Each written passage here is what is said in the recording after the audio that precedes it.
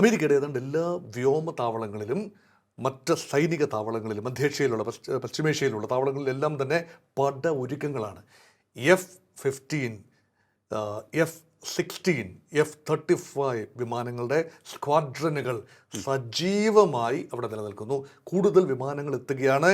കൂടുതൽ പേട്രിയോട്ട് മിസൈലുകൾ വിന്യസിക്കുന്നു. Patriot missile എന്ന് പറയുന്നത് പണ്ട് സദ്ദാം ഹുസൈൻ്റെ സമയത്ത് റഷ്യൻ നിർമ്മിത സ്കഡ് മിസൈലുകൾ ഉപയോഗിക്കുമ്പോൾ അതിനെ ദേശരക്ഷ എന്നാണല്ലോ പറയുക. പേട്രിയോട്ടിസം എന്ന് പറഞ്ഞാൽ വലിയ ദേശസ്നേഹമാണ്. അങ്ങനെ പ്രതിരോധിക്കുന്ന പേട്രിയോട്ട് മിസൈലുകളുടെ വലിയ ബാറ്ററി സംവിധാനം അതിങ്ങനെ വിന്യസിച്ചിരിക്കുകയാണ്. അതിനർത്ഥം അമേരിക്കൻ താവളങ്ങൾക്ക് നേരെ ഇറാൻ ആക്രമണം നടത്തും എന്ന് പറയുന്നത് വെറും വീൺവാക്കല്ല, ആക്രമണം നടത്താനുള്ള ശേഷി അവർക്കുണ്ട്.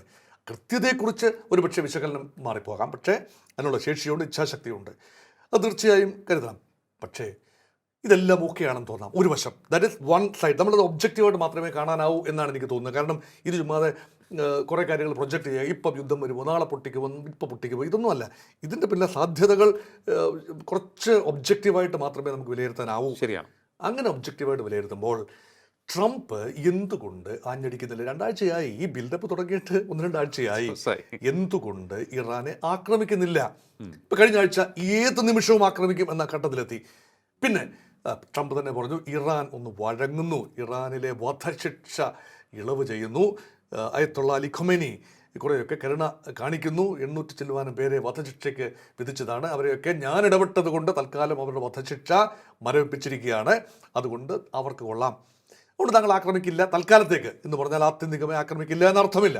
ഇനി നോക്കൂ, ഗൾഫ് രാജ്യങ്ങൾ, GCC രാജ്യങ്ങൾ, പ്രത്യേകിച്ച് Saudi Arabia, Kuwait, UAE, Qatar, Bahrain, ഇതൊക്കെയാണല്ലോ GCCയിലുള്ള രാജ്യങ്ങൾ. അതിൽ UAE ഏതാനും മണിക്കൂറുകൾക്ക് മുമ്പ് പ്രഖ്യാപിച്ചു കഴിഞ്ഞു തങ്ങളുടെ എയർ സ്പേസ് ആകട്ടെ, തങ്ങളുടെ പോർട്ടുകളാകട്ടെ, തങ്ങളുടെ അടിസ്ഥാന സൗകര്യങ്ങളാകട്ടെ, ലോജിസ്റ്റിക് സംവിധാനങ്ങളാകട്ടെ അമേരിക്കൻ പട പുറപ്പാടിനോടൊപ്പം നിൽക്കില്ല എന്ന് പറഞ്ഞാൽ ഞങ്ങളെ കണ്ട് എന്തെങ്കിലും തിളപ്പിക്കാൻ അടുപ്പത്ത് വെച്ചിട്ടുണ്ടെങ്കിൽ അതങ്ങ് വാങ്ങി വെച്ചേരേ എന്നതിൻ്റെ വിശകലനമാണത്. അതിനർത്ഥം UAE പിന്മാറി. ഇറാനെതിരെയുള്ള പോരാട്ടത്തിൽ UAEക്ക് താല്പര്യമില്ല. കാരണം അവർക്ക് അവരുടേതായ റീസൺസുണ്ട്.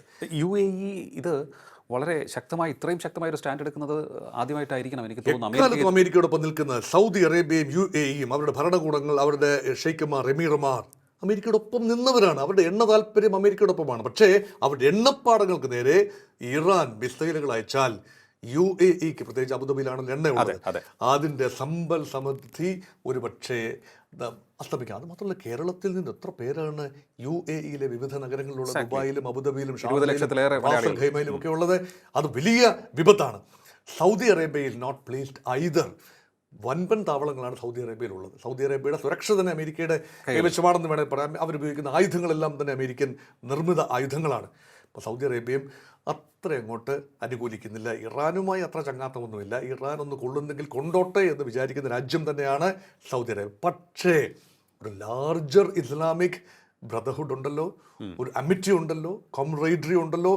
അത് ഭാവിയിൽ ചരിത്രത്തിൽ ഭാവി കാണുമ്പോൾ, മുൻ ചരിത്രം നോക്കുമ്പോൾ സൗദി അറേബ്യയെ ഇസ്ലാമിക താല്പര്യങ്ങൾ ഒറ്റിക്കൊടുത്ത രാജ്യം, അമേരിക്കൻ സാമ്രാജ്യ താല്പര്യങ്ങൾക്കൊപ്പം നിന്നുകൊണ്ട് ഒറ്റ രാജ്യം എന്ന പെരുദോഷം ചരിത്രത്തിൽ രേഖപ്പെടുത്തപ്പെടാൻ, കളങ്കമായി അവശേഷിക്കാൻ സൗദി ആഗ്രഹിക്കുന്നില്ല. മറ്റ് രാജ്യങ്ങളും പച്ചക്കൊടി കാണിച്ചിട്ടില്ല. അതിനർത്ഥം എന്താ? Without logistical backing America cannot easily operate. On its on അവർക്ക് ഓപ്പറേറ്റ് ചെയ്യാൻ നോക്കുന്നത് യുദ്ധക്കപ്പലുകളിൽ നിന്നുകൊണ്ട്. എബ്രഹാം ലിങ്കൻ, അതോടൊപ്പം തന്നെ റൂസ്വെൽറ്റും മറ്റ് പ്രസിഡന്റുമാരും ഒക്കെ വരും യുദ്ധക്കപ്പലിൻ്റെ രൂപത്തിൽ, അല്ലെങ്കിൽ വിമാനവാഹിനി കപ്പലുകളുടെ രൂപത്തിൽ. അത് അന്തരീക്ഷത്തിൽ നിന്നുകൊണ്ട് മാത്രം യുദ്ധം ജയിക്കാനാവില്ല. കരയിലേക്ക് കണ്ണുകൾ എറിയണം. ജോർദാൻ ഉൾപ്പെടെയുള്ള രാജ്യങ്ങൾ താവളങ്ങളുണ്ട്. ഇറാഖിൽ താവളമുണ്ട്, സിറിയയിൽ താവളം, എല്ലായിടത്തും തന്നെ അമേരിക്കൻ താവളങ്ങളുണ്ട്. അത് വലിയ ഒരു പ്രതിസന്ധി സൃഷ്ടിച്ചു.